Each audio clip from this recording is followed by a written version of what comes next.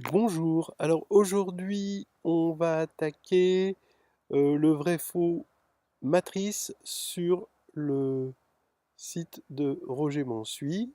Alors autant l'attaquer tout de suite, hein, tant qu'à faire. L'ensemble des matrices non inversibles est un sous-espace vectoriel de Mn de K. Bon non, hein, vous prenez la diagonale 1, 0 plus la diagonale 0, 1, ça vous fait deux matrices non inversibles dont la somme est inversible, donc c'est faux. La dimension de l'espace des matrices triangulaires supérieures est n plus 1 sur 2. Oui, hein, ça c'est facile à en avoir une base, et même une base de ce qu'on appelle des matrices élémentaires, hein. Donc ça c'est vrai. La dimension de l'espace des matrices symétriques est n plus 1 sur 2. Il se trouve que oui, ça n'a rien, moi, ça n'a pas grand-chose à voir. En tout cas, c'est pas parce que cette question c'était oui que celle-là c'est non. Il se trouve que c'est oui aussi.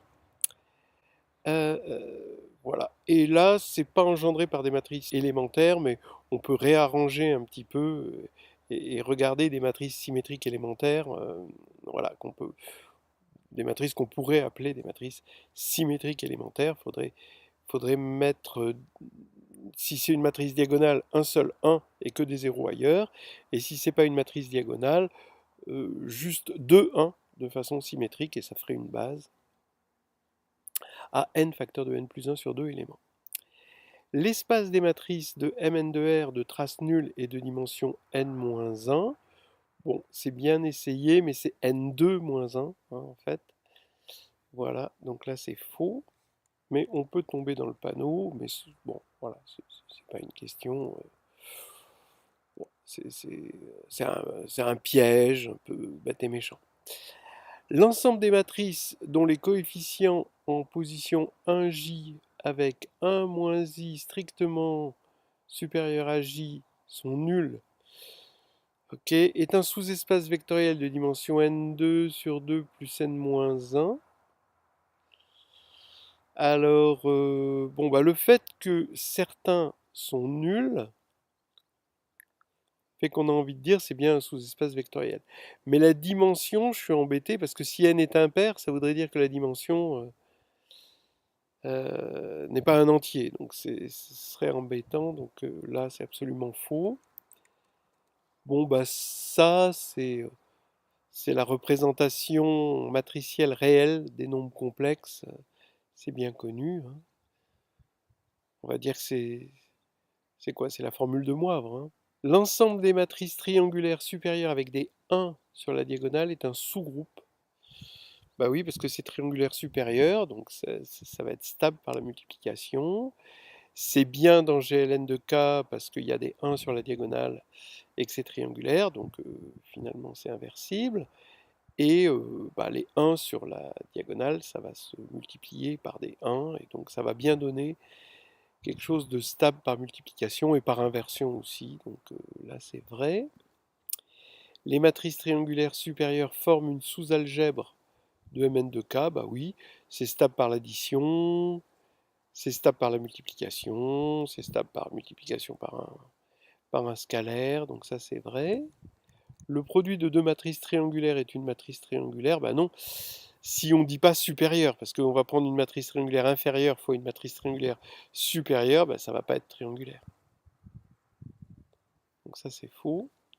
Une matrice nilpotente est triangulaire supérieure strictement. Non. En revanche, ça va être semblable à une matrice strictement triangulaire supérieure. Donc là, c'est faux.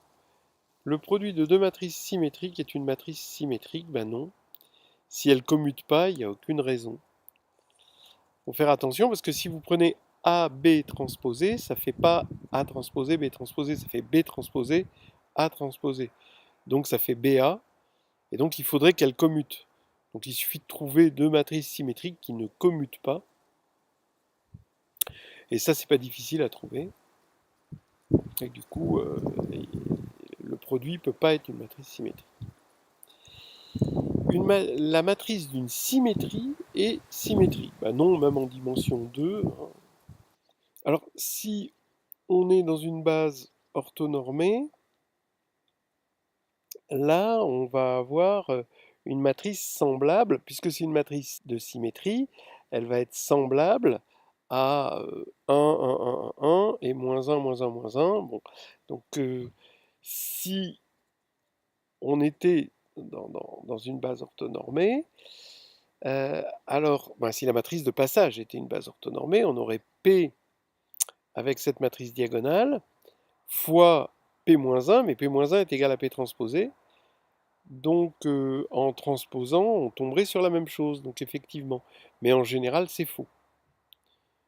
Donc, prenez n'importe quelle matrice, pas n'importe quelle, mais bon, une matrice, vous choisissez une matrice de symétrie orthogonale, et vous le prenez dans une base non orthonormée, et vous allez voir que ça ne va pas donner une matrice symétrique. Alors ça, bah oui, c'est la multiplication de EIJ fois EKL. Si K est différent de J, bah ça fait 0. Et si K égale J, ça fait EIL. Voilà, ça c'est vrai. Les matrices diagonales de Mn de K commutent avec toutes les matrices de Mn de K. Alors attention, il y a un piège, hein. C'est les matrices scalaires, pas les matrices diagonales. Sinon, par exemple, ça voudrait dire que toute matrice diagonalisable est diagonale. Puisque une matrice diagonalisable, elle s'écrirait P d P-1, et comme ça commuterait, D commuterait avec P, bah, ça ferait D. Donc, on voit bien que c'est complètement faux. Les matrices qui commutent avec diag 1, 2, n sont les matrices diagonales, donc ça c'est vrai. Ça peut se faire avec la réduction, mais ça peut se faire aussi en disant, ben voilà, on a... oui, parce que ça peut se faire avec la réduction, parce que on peut dire que une matrice qui commute, ben c'est avec cette matrice diagonale, elle va respecter tous les sous-espaces propres de cette matrice diagonale, donc ça c'est connu, hein. Elle stabilise tous les sous-espaces propres, mais les sous-espaces propres sont des droites. Et donc ça va être diagonal parce que ça va être les droites canoniques, quoi, hein. Ça va être les droites engendrées par les EI de la base canonique. Et donc on va bien avoir une matrice diagonale. Donc ça va être vrai. Après, ça peut se faire sans réduction, sans l'utilisation des espaces propres, des choses comme ça. Directement, on va prendre une matrice qui commute avec et on va la décomposer dans la base canonique des matrices, c'est-à-dire la base des matrices élémentaires. Et celle-là aussi, on la décompose dans la base des matrices élémentaires. On utilise la multiplication des bases des matrices élémentaires. Et puis, on se rend compte que le fait que tous ces éléments étant distincts, ici, sur la diagonale, ça va impliquer que euh, dès qu'une matrice commute avec ça, eh ben, ses coefficients en les EIJ pour les matrices élémentaires avec I différent de J sont forcément nuls. Et donc, la matrice est diagonale. C'est une façon assez simple de l'obtenir. Alors, la matrice ici est nilpotente. Bon, bah, on peut montrer que cette matrice, si je l'appelle n, bah, n au carré est égal à 0 directement, donc c'est nilpotent. Ou alors, on peut voir que la trace est nulle et que le déterminant est nul, et donc le polynôme caractéristique, c'est x2. Il existe une base de Mn de R composée de matrices de rang 1. Bah oui, c'est la base des matrices élémentaires. Il existe une base de Mn de R composée de matrices inversibles. Donc ça, c'est quand même un petit peu plus dur. Bon, alors on va commencer par les matrices diagonales. Alors pour les matrices diagonales, il faudrait donc une base de matrices diagonales et donc dont la diagonale n'est composée que d'éléments tous non nuls pour que ce soit inversible, hein. Il faut qu'ils soient tous non nuls. Alors ça, bon, bah, c'est pas difficile à trouver. Par exemple, il suffit, comme R est infini, on peut toujours trouver des éléments, n éléments 2A2 distincts.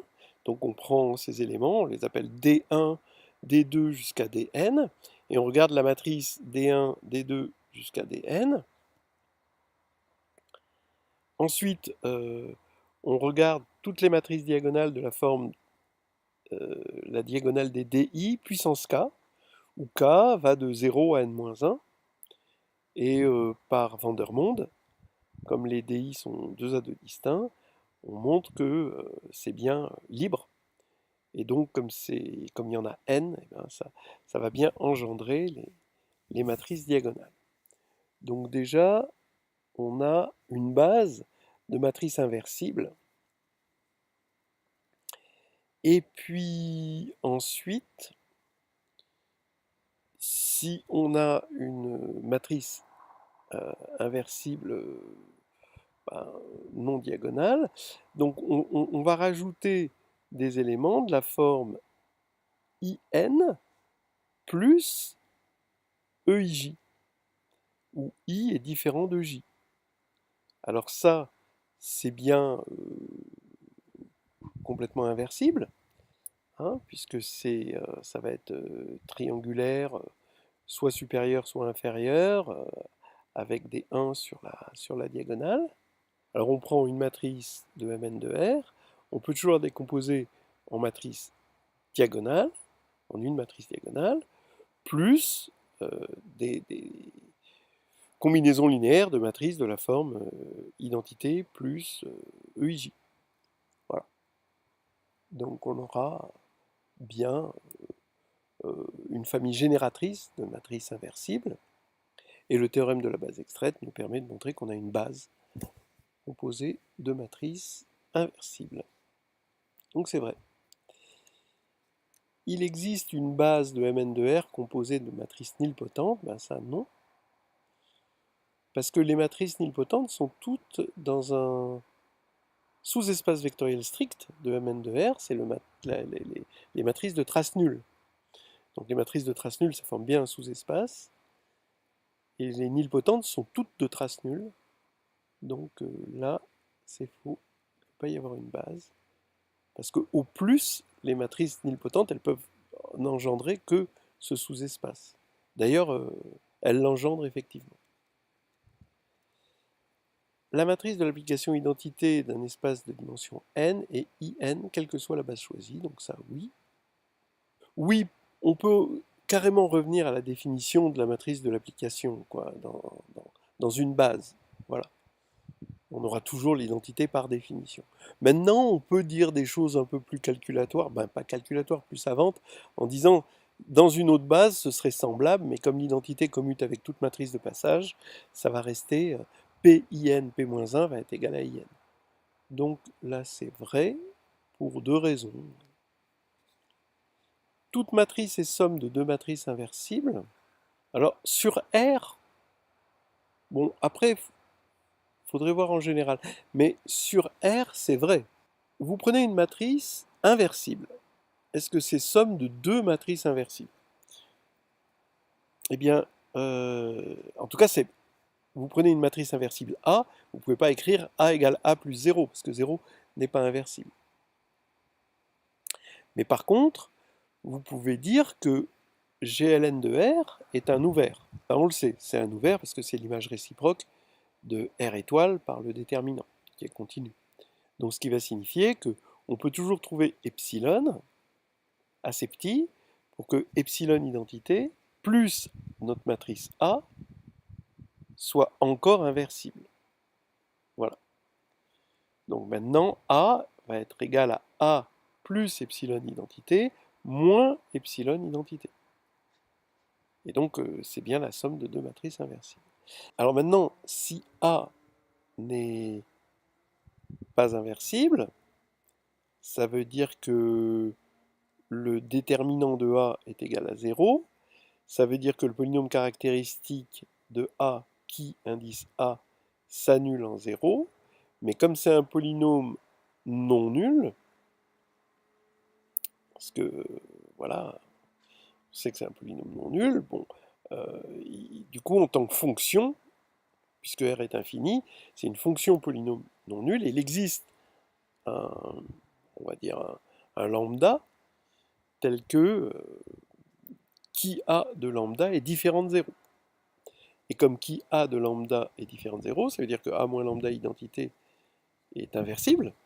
Et donc maintenant, il n'y a plus qu'à écrire A est égal à A moins lambda identité plus lambda identité. Et ça marche. Donc c'est vrai.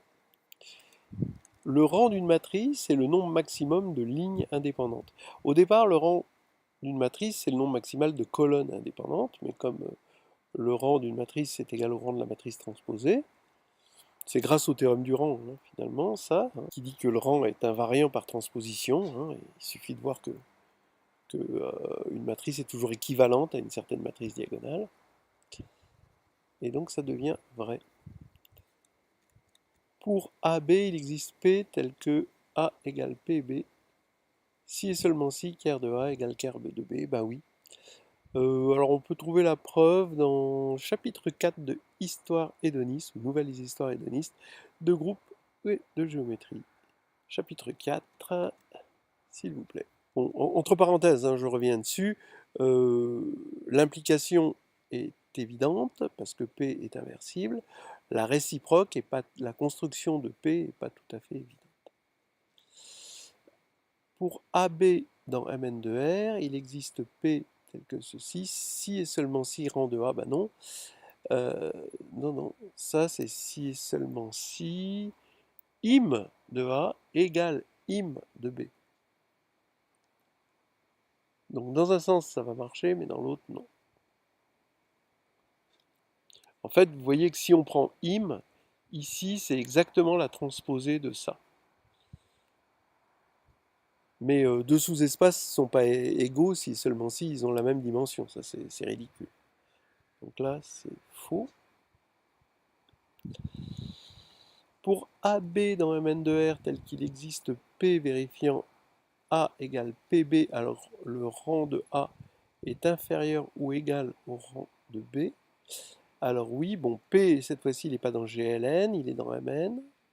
Et du coup, bon bah, en quelque sorte, l'image de A, ça va être l'image par P de l'image de B. Donc forcément, comme c'est l'image par P d'un certain sous-espace, bah, la dimension va être forcément plus petite ici. Donc ça c'est vrai.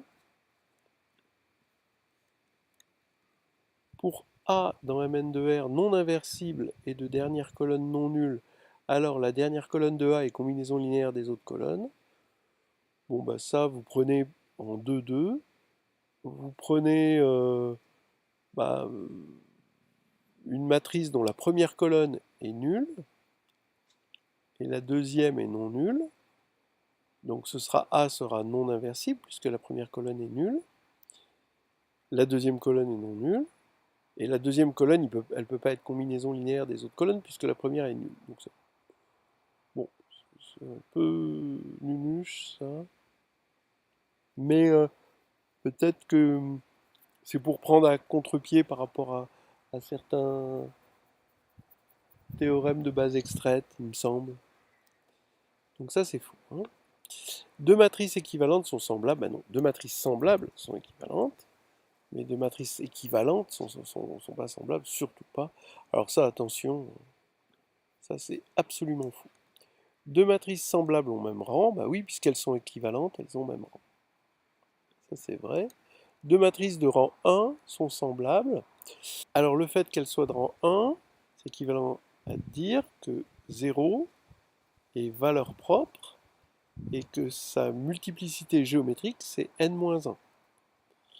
Mais maintenant, vous pouvez avoir une autre valeur propre et vous pouvez avoir le choix des valeurs propres. Donc a priori, c'est non, parce que vous pouvez prendre des valeurs propres différentes et dans ce cas-là, elles ne seront pas semblables, puisqu'elles auront des valeurs propres différentes. Donc ça, c'est faux. L'ensemble des matrices de Mn de R de rang O plus R est un groupe pour l'addition. Bah non. Vous prenez une matrice de rang 1, vous ajoutez une matrice de rang 1, ça ne va pas vous donner forcément une matrice de rang 1. Par exemple, même avec les matrices diagonales, vous prenez la diagonale 1, 0 et la diagonale 0, 1, vous les ajoutez, ça fait une matrice inversible. Ça, c'est faux. Pour toutes les bases B et B' de E, bon. Alors on a cette formule qui est une formule connue, hein.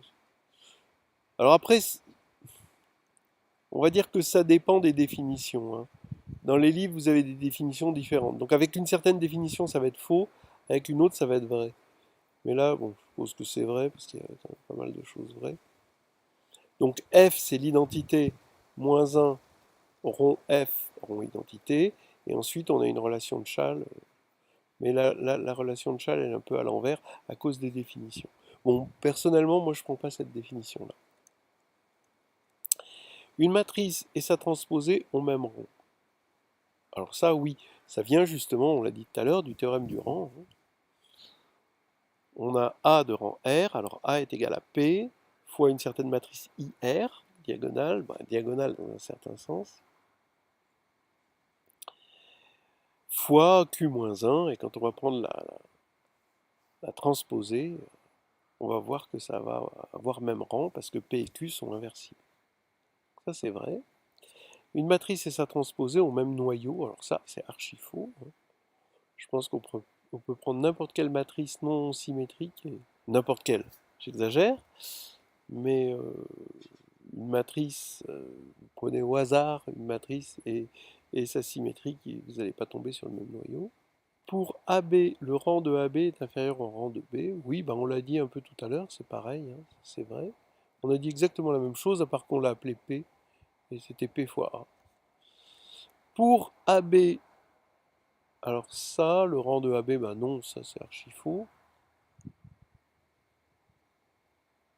Prenez l'identité, hein. Son rang c'est N, et ça fait pas N fois N. Prenez identité fois identité. Ça c'est archi faux. Ça, la trace de AB égale trace de A fois trace de B, ben non, c'est vrai, c'est linéaire, à trace de A plus B, c'est trace de A plus trace de B, mais c'est pas multiplicatif, hein. Le déterminant est multiplicatif, mais pas la trace. Donc ça voudrait dire, prenez ne serait-ce que des matrices diagonales pour A et B, ça voudrait dire que x, y plus x' y' est égal à x plus x' facteur de y plus y'. Et ça, c'est pas vrai pour x, tout x et y. Bon, comme on est sur R, il suffit de voir que les polynômes ne sont pas les mêmes. Donc les fonctions polynômes ne sont pas les mêmes, donc c'est faux. Voilà, bon ça c'est très connu, la trace de AB c'est trace de BA. Bah ça c'est faux, hein, parce que en fait, pour que ce soit vrai, il faudrait une permutation cyclique. Et ça, c'est pas une permutation cyclique. Donc il faudrait prendre A qui n'est pas égal à l'identité ou qui n'est pas une matrice on va dire une matrice scalaire, et on trouvera facilement un contre-exemple. Bon, c'est pas un contre-exemple, mais en tout cas ça c'est faux. Toute matrice de rang 1 est le produit d'une matrice colonne par une matrice ligne. Ben oui, ça c'est intéressant. Toute matrice de rang 1, ben, c'est une matrice qui va avoir des colonnes toutes proportionnelles. Donc on va avoir un alpha, une colonne va s'écrire alpha j fois une même matrice grand X. Matrice colonne. Donc cette matrice colonne, ça va être grand X, et qu'on va multiplier par la matrice ligne des alpha j. Et ça va vous faire votre matrice de rang de départ. Donc ça c'est vrai. Alors maintenant pour A de rang 1, A2 égale trace de AA. Alors on peut le faire avec de la réduction en faisant deux cas, soit 0 et valeur propre de multiplicité et seule valeur propre. Dans ce cas-là, la trace est nulle. Soit il y a 0 et valeur propre de toute façon, mais il y a une autre valeur propre de multiplicité 1, et c'est justement la trace. On peut le faire comme ça, mais puisqu'on vient de voir ceci, la matrice colonne et la matrice ligne, on va prendre A, c'est égal à une matrice colonne, donc on a dit x fois cette matrice ligne alpha 1 jusqu'à alpha n. On va multiplier ça deux fois. On utilise l'associativité, donc on va avoir x fois cette matrice ligne fois x fois la matrice ligne, et on va juste associer la matrice ligne fois la matrice X, et ça fait la trace, dans ce sens-là. Là, on va avoir une matrice scalaire. Et comme c'est une matrice, comme c'est un scalaire, c'est pas une matrice, c'est une matrice, c'est un scalaire, quoi. C'est un scalaire 1, 1, c'est une matrice 1, 1.